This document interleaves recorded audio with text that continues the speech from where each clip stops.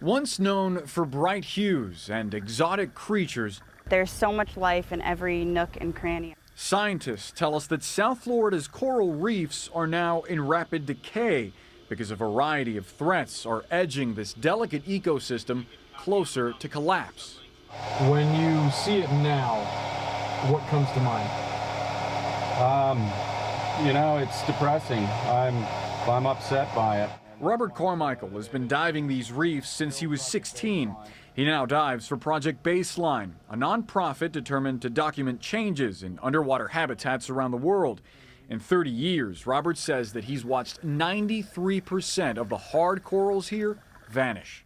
If the vast majority of tourists knew that they were swimming in this, I think they might reconsider where they go for their vacations. Robert says that 6 Florida sewage outflows, like this one, only a mile from the waves of Hollywood Beach, dump millions of gallons of effluent into the ocean every day, pumping nitrogen, phosphorus, and other chemicals that Carmichael says act like steroids for the reef's mortal enemy. You see the furry-looking stuff? Yeah. Algae that covers the ocean floor and strangles the coral. Then that algae has become the invasive predominant species on the reef.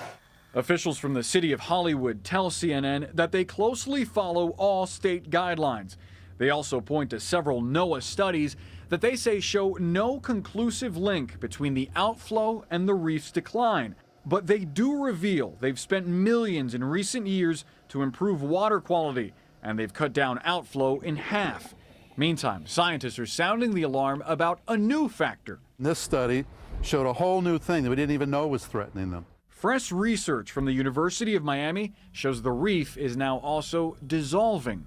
And we didn't think that this would happen for another 50, 60 years. Professor Chris Langdon says that greenhouse gases in the atmosphere are altering the ocean's chemistry, slowly transforming ocean water into acid and coral reef into dust. When you add acid to a piece of limestone rock, you'll see it fizz up. So that's what we're talking about. We're really seeing these reefs disappear before our eyes. Scientists like Rachel Silverstein say that recovery may soon become impossible. She says that instead of tackling these problems, local officials have made it worse with a controversial project that dredged the Port of Miami.